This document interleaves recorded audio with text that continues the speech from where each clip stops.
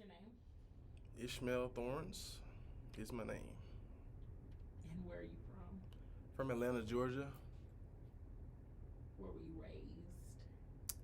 From Atlanta, Georgia, raised there until I was 10 years old. So I spent the last 20 years here in the Dallas area. So I guess I got to say I'm from Dallas now, but that's how I go.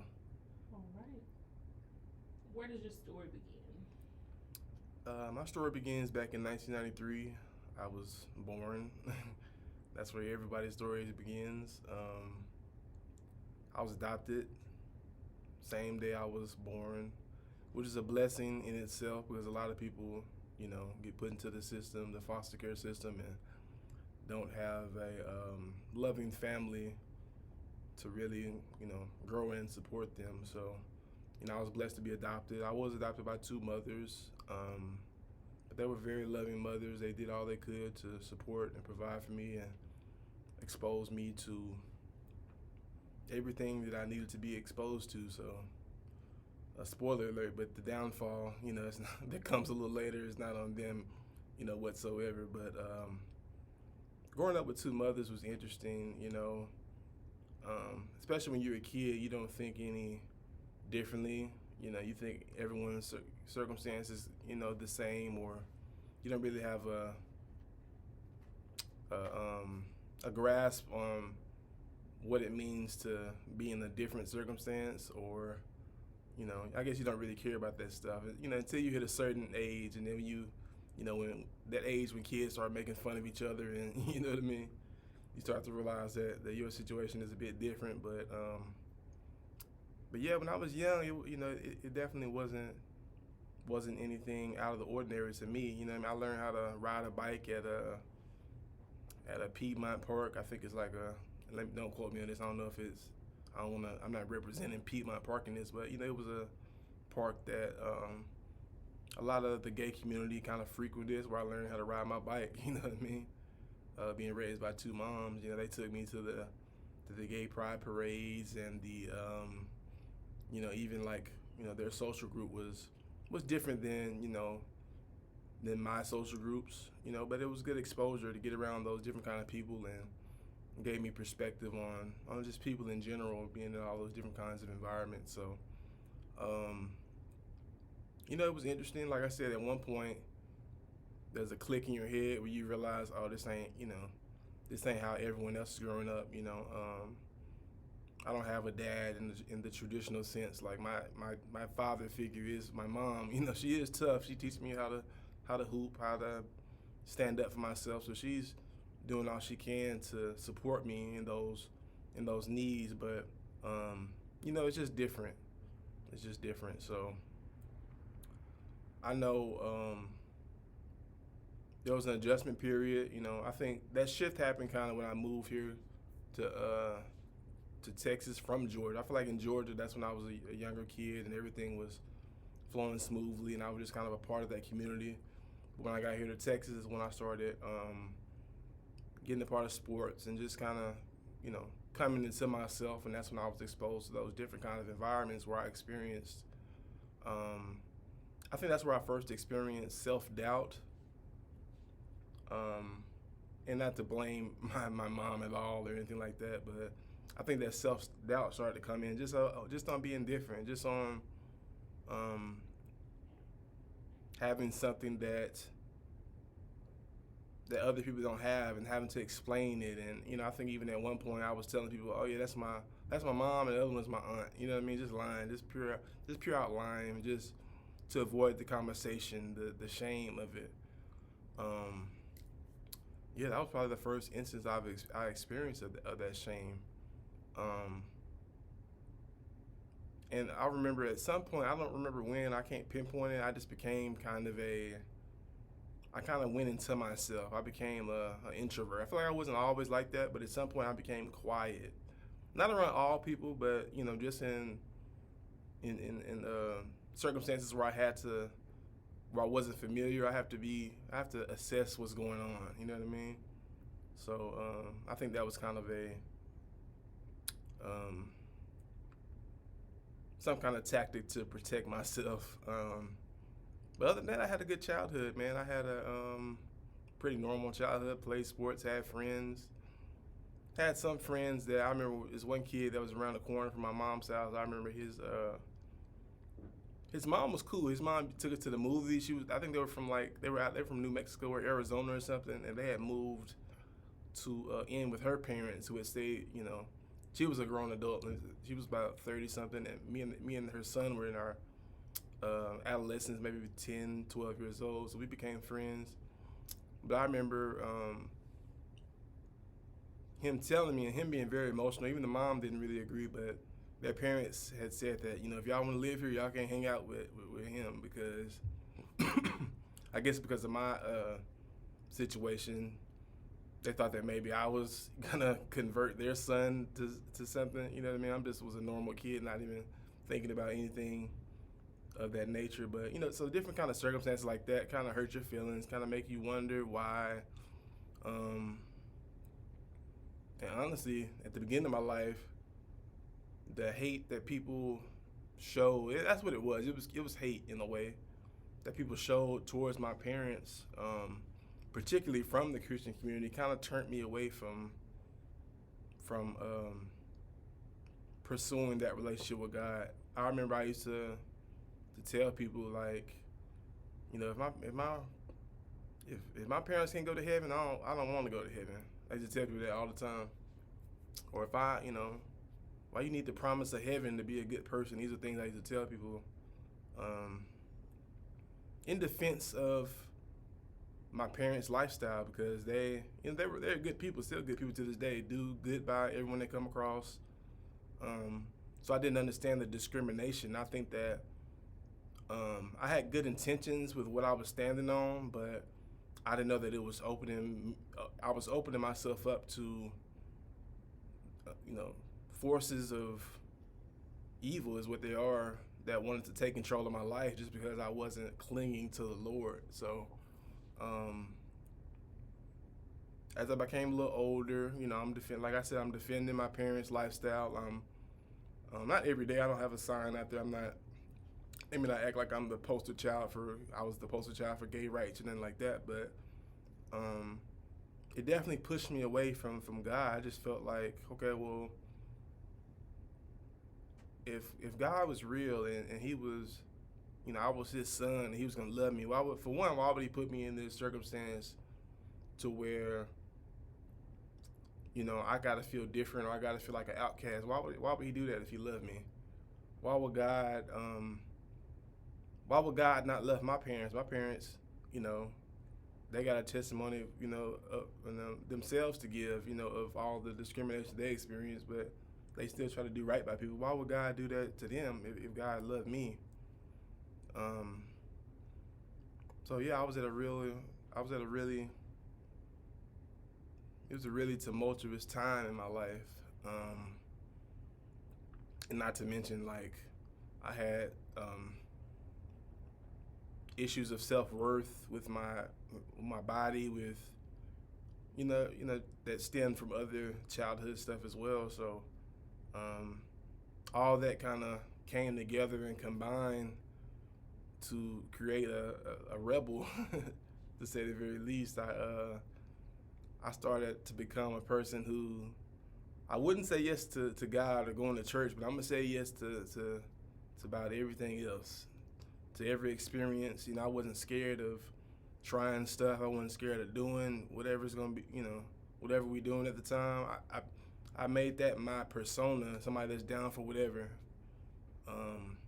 So I started experimenting with drugs, and not even in a cool way. You know what I mean? I feel like a lot of people get into drugs and it's like, oh yeah, we on them yerkies, we partying, we, we doing whatever we doing. Nah, mine wasn't cool at all. Like, it was for one, it was a survival mechanism, because my self-worth was so low that I felt like,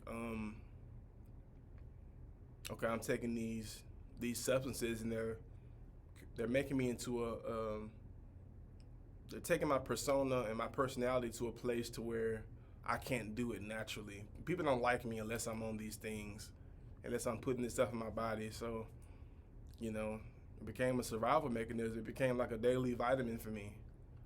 Um, yeah, and you think that is you think that is doing something helpful for you. You know what I mean? It's bringing me out of myself.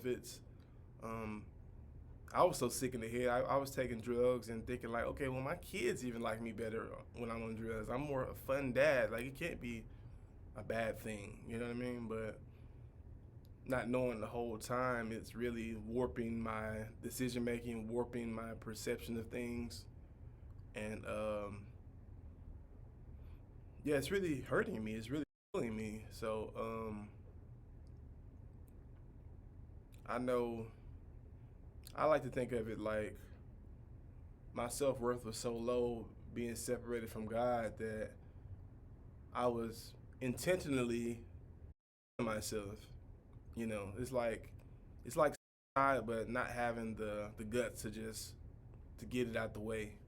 You know what I mean? Like, I'm gonna just this is gonna be a slow burn. You know what I mean? I'm just gonna do whatever I'm doing. I'm gonna have fun. I'm gonna put all this stuff in my body, and if something happens to me, that just is what it is. You know what I mean? So it's yeah, I think of it like slow. You know, I know you can't really say that word on YouTube, so you may have to bleep that. My bad, um, but yeah. So, and throughout all this time when I'm living the way I'm living, I'm always getting tugs from the Lord through the form of comments made by some of my friends. Like, I wasn't even good at being a negative person. Like, I would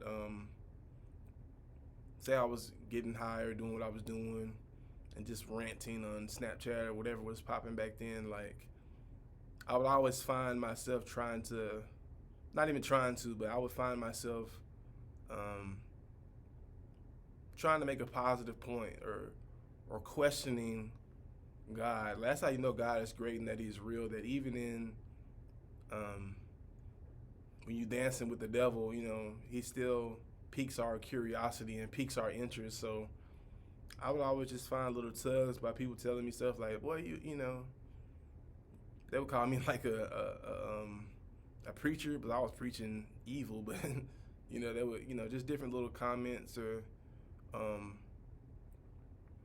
tugs to get back in church, or people that had a relationship with God, you know, not giving up on me, or so He always was present in my life. And at this time, I knew about God because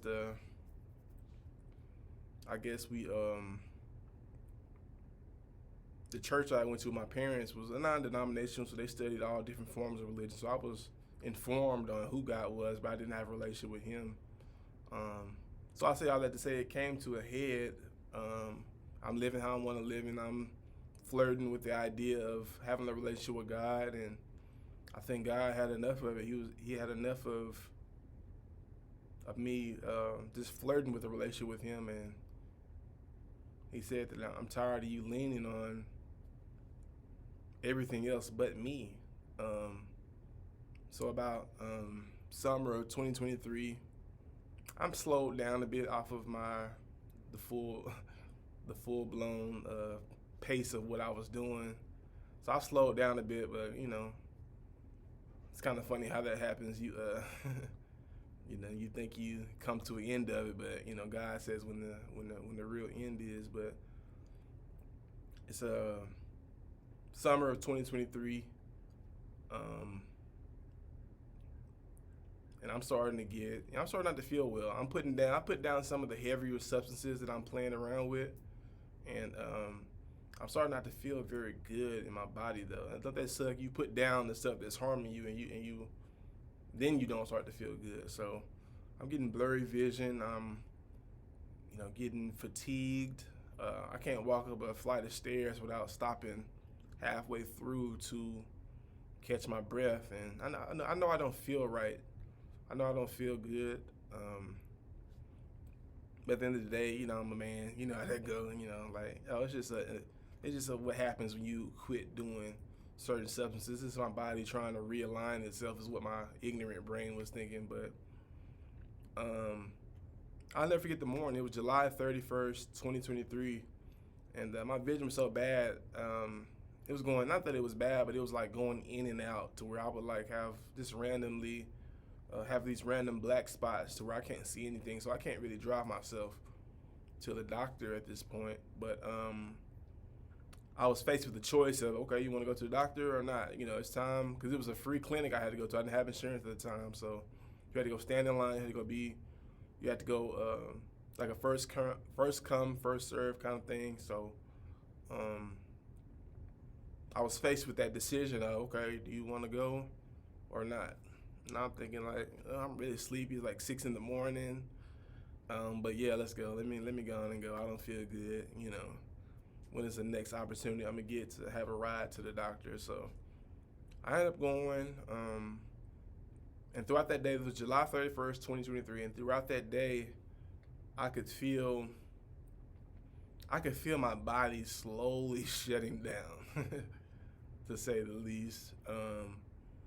My legs are getting heavy. My vision's getting more blurry. I'm getting more tired. And I forgot to mention, a couple days before this, I'm seeing shadows out the corner of my eyes. I'm just seeing stuff. I don't know really what that is at the time. Now I know that that was death creeping in on my butt. You know, 'cause it's all spiritual warfare. But at the time, I'm not knowing what that is. So, like I said, my body is slowly shutting down. I can feel it. Like, you know your body. You're like, oh, this isn't good. And I finally see the doctor, and the doctor tells me, okay, well, your pressure it was something ridiculous, 260 over 180. I don't know if that was possible, but it was something so ridiculous to where she said, you got to go to the hospital immediately. Like, we don't know how you're talking, or you should be having a heart attack or stroke, something. Like, we don't know how you're walking. And I didn't either. At the time, I know now that I was being held up by God. He was moving me. So I go into the hospital that day, and I'm still thinking at the time, they gonna give me some blood pressure medication, send me on my way. It is what it is. I had known that I had blood pressure issues for quite some time. I think over the years, you end up taking your blood pressure randomly. You know what I mean? So I think I tried to give plasma years ago, and it was like, nah, you can't do this. Your blood pressure is too high. So I always known in the back of my head that I had blood pressure issues, but I'm thinking it's just stress or these drugs that I'm taking, which I'm sure contributed to it for sure. But I didn't take it very seriously. So I'm in the hospital that day. They're running tests on me. I'm thinking I'm going to be out by the end of the day. But I'm not. They informed me, okay, we need you to stay a little bit longer, run more tests. Okay, once that little bit of time is over, okay, we need you to stay a little longer. I'm like, okay, I'm getting frustrated, not knowing what's going on. But finally they tell me, like, that day, July 31st, 2023, you went into kidney and heart failure. And, you almost died for sure. Which was a shocker, which was, at this time we haven't got to the part of God saving me yet. At this time, I'm still down on myself, thinking another check on the why me list of, the same list of being born into this different situation of being adopted, of having this be my body. It's another thing on that list at the time, okay, why, what's the reason for my kidneys to fail? So they tell me it's a tumor on my adrenal gland, and it's like a 1 in 200 something thousand rarity kind of things. I'm thinking, okay, wow, like I couldn't even win the lottery. I won this kind of lottery. And at this time, like I said, I'm still not. God's tugging on me, but I'm still not even paying attention to that. I'm still focused on, me and my woes. I'm still focused on that. So I go into surgery eventually because they have to remove the adrenal gland, remove the tumor from the adrenal gland. So they go in, very serious surgery. I go in, I never forget, they put a catheter in me. Catheter is, for those who don't know what it is, you just look it up. But it wasn't a very fun time in my life, let's just say that. So I go into surgery and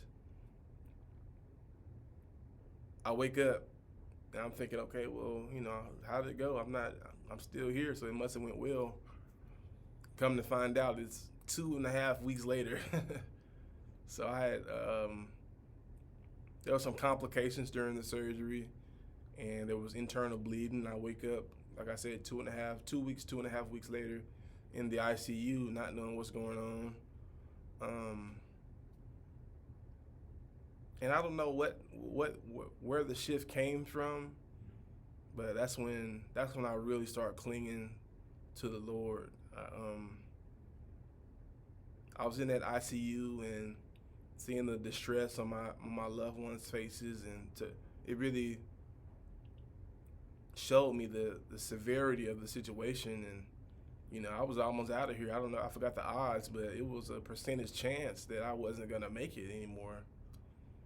And so going through that and knowing that the battle was not over, because I'm talking to these nurses and these doctors, and they're telling me,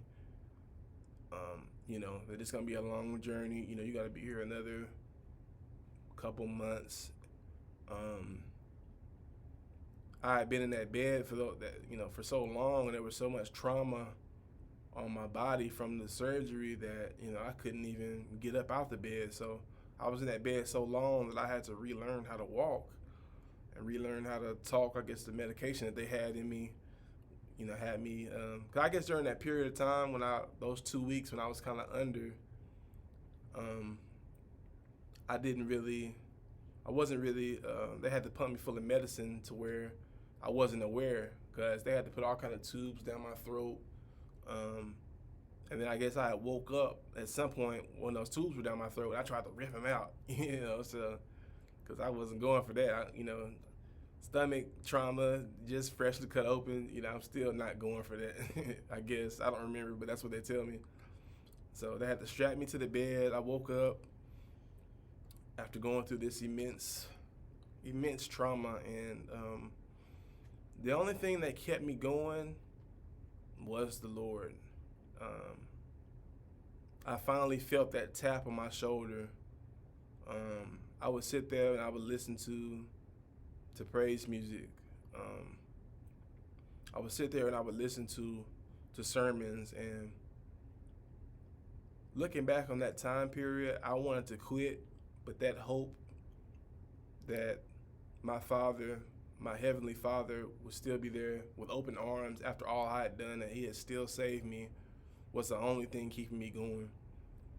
And it's funny how God will place different people, strangers, in your circumstance in those time periods to remind you that He is still Him. I can't tell you that I had a few different nurses that would sing along to the praise music, or I would have conversations with about the Lord.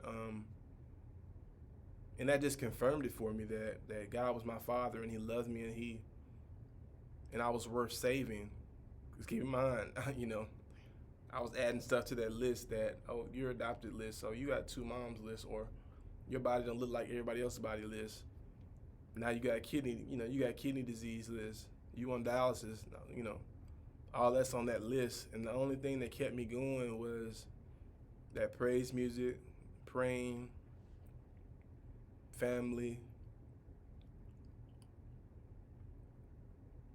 and God, just God, Him being present in that room with me is the only thing that kept me going from quitting. I fully believe that that's the only reason I pulled through, is because I had that faith in me that only God can provide. So, yeah. Any more questions? I don't know. That was good. I feel like I was rambling a bit about a bunch of stuff. That was good. Good time. One to 30 minutes.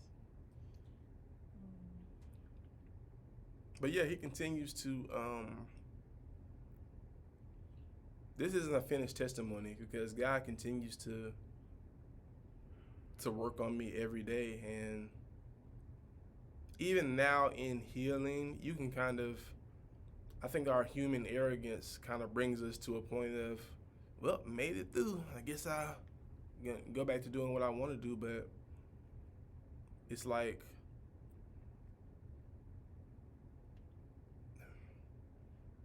that tap on the shoulder that God continues to give, that reminder that He's still here, that He still loves me, is a stronger pull than anything else.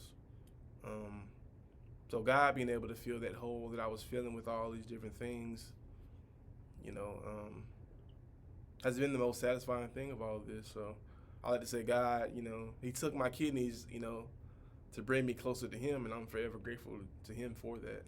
So I want to live my life now in a way that I don't want to be known as that sick person or that person that's down on themselves. I want to live my life in a way that people, when they do find out that I'm in the circumstance that I'm in, that I'm not hopefully in for very long, but that I'm still in, when they find that out, I want them to be like, man, how do you carry yourself in that manner? How do you still have such a positive spirit about yourself? Like, what is it that about you that keeps you going? And that's my only goal, is to be able to say, well, the only thing keeping me going is the Lord. I think a lot of people talk about callings or purpose. In whatever you're doing, I think that it's important to just be ready for when people come to you and say, why do you still smile, or why aren't you upset or down on yourself because you're down on your luck right now. But I think one of my purposes is to be able to say, but God, you know what I mean? Not only did He save my life, but He saved my soul. He, when everybody else left me, God was still right there with me, despite all the things I had did. Not even about what other people do. What about what you did? Who was around to forgive you or still be there with open arms? But God. So, like I said, my testimony isn't over, but it's just beginning. Did God deliver you from drugs? God definitely delivered me from drugs. I think that drugs played a huge part in my life because, like I mentioned earlier, it put me in a place to feel like I needed them to be loved. And I think that God's deliverance for me was coming out of all that and in that place of fear and thinking that, okay, well, I'm not going to be the same me I am without those substances. I think God can put you in an environment around people, faith-filled people that will love you and support you, and you come to realize for yourself that, okay, well, I don't need those things to be me. Those things didn't make me who I am. It's just a lie told by the enemy through those drugs. So I'm completely delivered from drugs. What would you say to someone that is currently struggling with self-esteem, struggling with identity, struggling with things that have caused them to turn to drugs? What would you tell them? I would tell them to, first off, identify your problem, first of all. I think that a lot of times we kind of have these issues that we know we have, but we try to put them on the back burner or avoid them or just act like they don't exist. And that's out of fear of the judgment of others, but also of just facing it ourselves. So I'll tell you to first identify it, and once you identify it, take it to the Lord first and foremost. And it's not going to be easy, you know what I mean? Because a lot of times those substances that we're doing or those behaviors that we are stuck in, they feel good, you know what I mean? And you know that they're bad for you. You know that they're harming the people around you. You know, your actions are just harmful, rather. So it's going to be tough, but once you take these things to the Lord and you take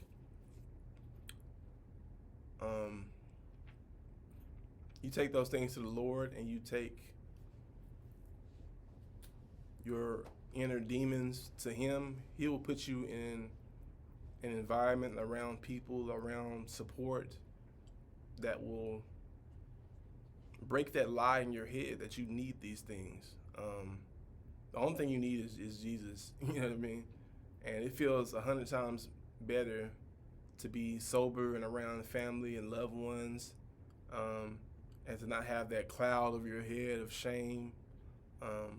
But that's only to be reached. It's a thing of bravery, of courage to let those things go and to stand on your own. And that's the beauty of it. You really don't have to stand on your own. You can stand with God. You know what I mean? He's going to be right there with you, holding you up. So it's just about conquering that fear of a self-doubt or whatever kind of hole that you're trying to fill with these substances. I would just say to just take a leap of faith. You can't do it alone. You need the support of faith-filled people. But ultimately, you need God. You need to, when you're having those cravings or when you're having those desires, that's those time periods when God is. That's a good way to look at it. To when you're having those cravings, instead of satisfying them, that's when God is saying, okay, now it's time to pray. And then you'll be surprised that when you turn to His Word and when you get on your knees to pray during those time periods of desire, He will satisfy them. He will satisfy them with Him. You know what I mean? So you're putting something else into your system that's better for you. You know, choosing God is choosing life.